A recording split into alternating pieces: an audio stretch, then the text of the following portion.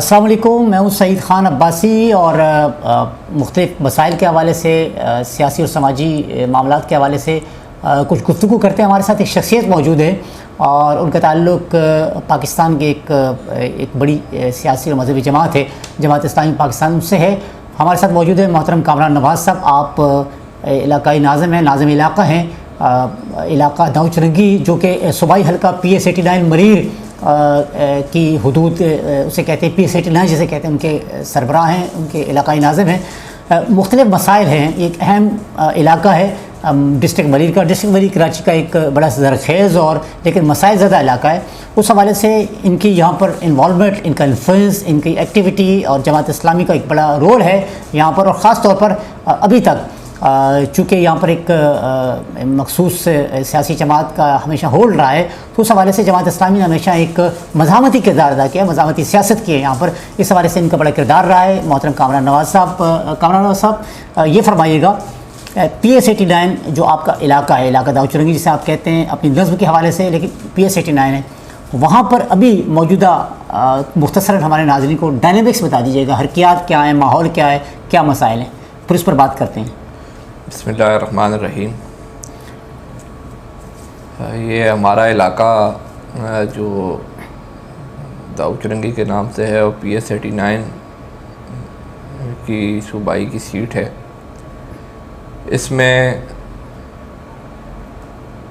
मसाइल तो बेपनाह हैं और कोई एक इशू नहीं है ऐसा कि जिसको हम ये कह सकें कि यह इससे आवाम महफूज हैं। यहाँ पानी के भी मसाइल हैं, यहाँ बिजली के भी मसाइल हैं, यहाँ सेवरेज के भी मसाइल हैं, यहाँ एजुकेशन के भी मसाइल हैं, यहाँ सेहत के भी मसाइल हैं, यहाँ सड़कों के इंफ्रास्ट्रक्चर के हर चीज़ यहाँ पे मसला है। ऐसा कोई डिपार्ट नहीं है जो यहाँ पर जो है मसाइल से बचा हुआ ये है। लेकिन इस वक्त जो मौसम के लिहाज से जो सूरत हाल है, बिजली और पानी, ये दो इस वक्त के संगीन मसाइल हैं। सूरत हाल इस वक्त यह है कि पूरा शहर लोड शेडिंग के अज़ाब में मुब्तला है और उस पूरे शहर के अंदर जो हमारे ज़िला मलीर के इलाके हैं वो उस अज़ाब को दूसरे शहर के मुकाबले में दुगना बर्दाश्त कर रहे हैं। यहाँ ना दिन में मुकम्मल तौर पे बिजली मिलती है और ना आधी रात को सुकून होता है। रात को कहीं 1 बजे और कहीं 2 बजे बिजली जाती है, तो 4 बजे और 5 बजे सुबह बिजली आ रही है। और तकरीबन गुज़श्ता 1 हफ़्ते से, ईद के बाद से ही ये सूरत हाल है और लोगों को इसका सामना करना पड़ रहा है। और ज़ाहिर है पानी का शिकवा, पानी का मसला तो अपनी जगह पर होता है, लेकिन उस वक्त पानी का मसला पस से पुश्त रह जाता है, पीछे रह जाता है कि जब बिजली ही नहीं होती तो पानी का ताल्लुक़ भी जो है वो बिजली के साथ है। तो सर दस्त फौरी जो बड़ा मसला है वो इस वक्त ये है कि बिजली का मसला हल हो और सेकंड जो है वो पानी के इशू को देखा जाए। घरों में पानी नहीं है और लोग जो है वो परेशान हैं, लोगों को तकलीफ़ है इसकी। कामरान साहब, बड़े तवातुर के साथ और बड़ी एक मज़ामती किरदार अदा किया है जमात इस्लामी ने कराची में, ख़ास तौर पर पानी बिजली के हवाले से। हाफ़िज़ नबी रहमान साहब की अपील पर लोगों ने इशारा फैसल और पूरे कराची में मुजाहरे किए हैं, आपने भी हाल ही में मुजाहरे किए, लेकिन मुजाहरा हल तो नहीं नज़र आता। कोई ऐसा प्लान चेकआउट करें कि इलेक्ट्रिक के और वाटर बोर्ड के नुमाइंदों के साथ बैठ कर उन पर कोई ऐसा इन्फ्लुएंस डालें कि वो बाकायदा मजबूर हो जाएँ कि इस किस्म के किसी प्लान को इम्प्लीमेंट करें। देखें, बात यह है कि जो सियासी जमातें होती हैं और ख़ास तौर पर जिनका रोल अपोजिशन का होता है, वो चीज़ों को, इश्यूज़ को हाईलाइट कर सकती हैं, मज़ामती किरदार अदा कर सकती है, नेगोशिएट कर सकती है। अल्हम्दुलिल्लाह हम ये सारे काम पब्लिक के लिए करते हैं। हम प्रोटेस्ट भी करते हैं, हम इदारों के साथ नेगोशिएट भी करते हैं, बातचीत भी करते हैं। जितने हैं मरहले इस हवाले से हो सकते हैं हम उन सब को कर गुज़रने की कोशिश करते हैं कि आवाम को रिलीफ़ मिल सके। और ये जो इश्यूज़ के ऊपर बात है, ये हम किसी वोट या सियासी मकासद के लिए नहीं करते। ये हाफ़िज़ नईम रहमान साहब भी कई दफ़ा कह चुके हैं। इसका मकसद सिर्फ होता ही ये है कि लोगों को, पब्लिक को रिलीफ़ मिले। अब आप देखें कि बिजली के हवाले से एक मामला चल रहा है कि इलेक्ट्रिक के ऊपर हमारा किरदार 2015 से लेकर हम इसके पीछे लगें तो आज इस हद तक हम हैं कि मुसलसल एहतजाज कर रहे हैं।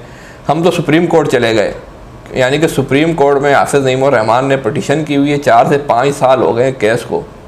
इतना मजबूत इदारा है कि इलेक्ट्रिक का, कि इस 4 और 5 साल में सिर्फ 2 दफ़ा उस केस की हेयरिंग हुई है और इसकी कोई सुनवाई नहीं है। आप मुझे बताएं कि सुप्रीम कोर्ट ना सुने, आपका वज़ीर आज़म तस्लीम करने को तैयार ना हो, आपका गवर्नर ना माने, आपका वज़ीर आला ना माने और वो इन इदारों को ये लोग सपोर्ट कर रहे हो, तो मुझे बताएं जब पूरा कानून, पूरा सिस्टम आपका वो उनके कंट्रोल में हो तो उस वक्त इनसे हुकूक लेना और इनसे हक़ की बात करना कोई आसान बात नहीं रह जाती है। लेकिन उसके बावजूद हम अपना पूरा किरदार अदा करने की कोशिश करते हैं। किसी सियासी जमात का कोई ट्रैक रिकॉर्ड मौजूद नहीं है कि किसी ने, हालांकि कोई एक साल ऐसा नहीं गुजरा जिस साल के इलेक्ट्रिक ने लोगों को तंग ना किया हो, लेकिन मुझे बताएं कि किसी भी बड़ी सियासी जमात ने अपने बड़े लीडर के साथ जा कर के इलेक्ट्रिक के हेड ऑफिस पर कोई धरना दिया, कोई एहतजाज किया, या ये जो हुकूमतों में लोग हैं इन्होंने के इलेक्ट्रिक के सरबराह को, जो इसके इंतज़ामी लोग हैं, उनको बुलाकर उनकी कोई सरजनिश की हो किसी ने, बल्कि उल्टा इनको बजट में इनके लिए बाकायदा सब्सिडी रखी जाती है, इनको फंडिंग की जाती है और ये उसी फंडिंग के बदले में जवाबन इन पार्टियों को फंडिंग करते हैं। ये एक लेन और देन का तरीका है। सरकारी कागजात में ये उनको पैसे देते हैं और ये इन कैश पैसे पार्टियों को मुंतकिल करते हैं और ये पार्टियां जवाब में इनके ख़िलाफ़ किसी मज़ामती किरदार अदा करने से दूर रहती है। 2 रीज़न्स वो देते हैं जो आजकल यानी कि जैसे जो दे रहे हैं वो ये, एक तो इलेक्ट्रिसिटी की जो जनरेशन है वो इनके पास नहीं है, पावर जनरेशन नहीं है जी, ठीक। और दूसरा ये है कि क्योंकि फिर वो उसमें ये कर रहे हैं कि इसके बावजूद भी वो इन्होंने कैटेगरीज़ बनाई हुई हैं और जो डिफ़ाल्टर एरियाज़ हैं यानी कि जहाँ बिलिंग कम है तो वहाँ पर ये लोड शेडिंग को मज़ीद ज़्यादा कर रहे हैं और जहाँ बिलिंग जो है वो अच्छी है और नॉर्मल, वहाँ या तो अब तक कुछ जगहों पर बिल्कुल ज़ीरो अभी भी रखा हुआ है या वहाँ पर जो है 20 to 25% जो है दूसरों के मुकाबले में वो लोड शेडिंग कर रहे हैं। तो ये एक इम्तियाज़ी सलूक। हम ये कहते हैं कि अगर एक इलाके में 20 आदमी रहते हैं और 15 आदमी अगर बिल अच्छा भर रहे हैं तो आखिर वो 15 लोग जो है वो 5 लोगों का जुर्म जो है वो क्यों भुगतें? क्या ये उन 15 लोगों का काम है कि वो 5 लोगों से बिल भरवाएं, या इंतज़ामी तौर पर ये इदारे का अपना काम होता है कि अपनी चीज़ों को पूरा करे और उसके ऊपर अगर कोई ये काम नहीं कर रहा एक्शन ले? तो इस वजह से इसी चीज़ के ऊपर हमारा नेगोशिएट रहता है और अब भी जो मैं इंशाल्लाह इस पर लगे हुए हैं, हमारी यही बातचीत चल रही है कि कम अज़ कम आप लोगों को किसी हद तक तो रिलीफ दें। ऐसा तो नहीं है कि सारे लोग ही डिफ़ाल्टर हैं और आप इलाकों के साथ इस तरह का जुल्म करें और इस तरह का जबर करें कि लोगों को मुसलसल अंधेरे में रखें, लोगों को मुसलसल अजियत में रखें, गर्मी में रखें। तो ये तकलीफ़ जो है ये नाकाबिल बर्दाश्त है। हर एक के घर में जनरेटर नहीं है, हर एक के घर में UPS नहीं है, हर एक के घर में सोलर नहीं लगा हुआ है। बहुत सारे घर ऐसे हैं जो इन सारी चीज़ों को इस्तेमाल नहीं कर सकते और उनकी रसाई नहीं है। तो आखिर उनकी तकलीफ़ को, उनके दर्द को कौन समझेगा? ठीक, कामरान साहब इन शॉर्ट हम बताइएगा कि ये चूँकि आपका एक आप लोगों की बड़ी केस स्टडी है, आपके प्रैक्टिकल काम हो रहा है, आप इंटरेक्शन कर रहे हैं, कुछ शॉर्ट प्लान आपसे कहा जाता है के इलेक्ट्रिक आपसे कहती है ठीक है आप हमें प्लान दें, जमात इस्लामी के जो आप जिम्मेदार हैं उस केसेस से, आपकी जो पार्टी है, आपका क्या इनपुट है? आपके पास ज़ाहिर है कोई इनपुट होगा, आप अपने लोगों से, अपनी तंजीम से इनपुट लेते होंगे इन मामलों के हवाले से। क्या शॉर्ट प्लान दे सकते हैं कि फौरी तौर पर रेमेडी दी जाए और ये इलाका, ये जो आपका PS का इलाका 89 का, उसमें लोगों को रिलीफ मिल सके? देखिए, हमारी फर्स्ट प्रायोरिटी तो ये है, हम प्रोटेस्ट भी कर रहे हैं और इस सिलसिले को हमने रोका नहीं है, बहरहाल ये जारी रहेगा। दूसरी तरफ हम नेगोशिएट भी कर रहे हैं, बातचीत कर रहे हैं। सर जस्ट फौरी तौर पर तो जो मेरा मुतालबा भी है और जिसकी मैं कोशिश भी कर रहा हूँ इस सारी गुफ्त शनीद के नतीजे में, कम से कम लोगों को रात के शेड्यूल में रिलीफ मिल जाए और रात की लोड शेडिंग ना हो। बाकी जो फिर बाद का इशू है उसके ऊपर भी बातचीत तो करते रहेंगे। हम ये नहीं चाहते कि ये लोड शेडिंग ऐसी ही जारी रहे और बाकी आप ये भले करते रहें और रात छोड़ दें, वो भी नहीं है। लेकिन कम से कम सर जस्ट फौरी तौर पर ये रात वाला रिलीफ मिल जाए और दिन वाले के ऊपर फिर बाद में आहिस्ता आहिस्ता कोई बातचीत के ज़रिए कोई उसका भी रास्ता निकाला जा सकता है। ज़ाहिर है मुकामी तौर पर जो लोग हैं उनका पावर जनरेशन से ताल्लुक़ नहीं होता, वो के इलेक्ट्रिक की मरकज़ी इंतज़ामिया उससे ऊपर की सतह पर लोग पूछ सकते हैं और हाफ़िज़ तईम भी लगे हुए हैं, मुतालबात भी कर रहे हैं। के इलेक्ट्रिक हेड ऑफिस पर धरने का भी अंदिया दिया हुआ है, तो वो भी जैसे प्लान आएगा तो हम उसके मुताबिक इंशाअल्लाह अमल करेंगे। ठीक है कामरान साहब, पानी बहुत बड़ा मसला है। दूसरा, गर्मी का मौसम है, इस वक्त आपको पता है हीट स्ट्रोक वेव्स हैं और गवर्नमेंट ने अलर्ट दिया हुआ है। बड़ा एक मसला इस इलाके में PS 89 जिस हल्के में आप मौजूद हैं वो एक बड़ा मरकज़ी इसमें मामला है, बहरानी। पूरा कराची, शहर कराची पानी के मसाइल पे जा रहे हैं। क्या समझते हैं, आपका जो हल्का है, आपका इलाका है, वहाँ पर वाटर एंड सीवरेज बोर्ड के क्या लैप्सेस हैं, क्या उनके मामलात हैं, और कौन कौन इस बहरान के पीछे मौजूद है? देखिए, जो पानी का मसला है ना, ये जो हमारी आवाम भी है और जो हमारे कुछ लोग भी हैं, या तो वो इस इशू को अब तक अंडरस्टैंड नहीं कर पाए हैं, या जानबूझ के जो असल इसका टारगेटेड मुकाम है जहाँ से ये गलती होती है उस तरफ नहीं जाते। तो असल मसला पानी का ये है कि वाटर एंड सीवरेज बोर्ड जो है वो मुकम्मल एक माफिया बन गया है। जिस तरह के इलेक्ट्रिक एक माफिया है, वाटर एंड सीवरेज बोर्ड भी एक माफिया बन चुका है। ये पानी का कारोबार कर रहे हैं और ये पानी को जो है ये बेचना इनका जो है वो मशगला बन गया है। हमारे यहाँ भी, हमारे इलाके में भी हाइड्रेंट मौजूद है। इसके अलावा कराची शहर के अंदर 5 से 6 हाइड्रेंट मज़ीद मौजूद हैं। ये पूरे कराची का पानी जो है वो इसी तरह ज़ाया होता है। और इसका मसला ये है कि ये इन्होंने इसको कमर्शलाइज़ किया हुआ है, इसलिए कि ये इससे वाटर बोर्ड की अर्निंग, उसका जो पैसा, उसकी आमदन है वो बहुत ज़्यादा होती है। और जो लाइनों में जब ये पानी भेजते हैं तो उससे इनको इतना फ़ायदा नहीं पहुंचता है। अब आपको शायद इस बात का अंदाज़ा नहीं है कि ये मैंने पूरा इसका तजिया किया है, ख़ासतौर अपने इलाकों में, कि जहाँ एक तरफ लोग हाइड्रेंट की बात करते हैं, वहाँ एक और बहुत बड़ा मसला ये है जिस तरफ लोग नहीं जाते, वो ये है कि जो डोमेस्टिक लाइन्स हैं, जो इलाकों की लाइन्स हैं, उन लाइनों के अंदर से बहुत सारी इंडस्ट्री को कनेक्शन वाटर बोर्ड के अफसरान ने मिली भगत करके वो दिए हुए हैं। अगर एक फैक्ट्री को भी अगर पानी जाता है तो एक फैक्ट्री का आप ये समझ लें कि वो 400-500 घरों को मुतासर करेगी।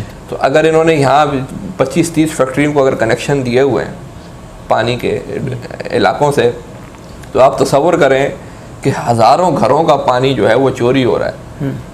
तो ये जो जुल्म है कराची के साथ, तो जब आप लोगों को नलकों में पानी देंगे, इंडस्ट्री को इंडस्ट्री लाइन से डायरेक्ट पानी देंगे, हर घर में पानी लाइनों से जाएगा, तो मैं नहीं समझता हूँ कि वाटर बोर्ड को कोई टेंडर करने की ज़रूरत पड़ेगी किसी हाइड्रेंट को ठेके पे देने के लिए।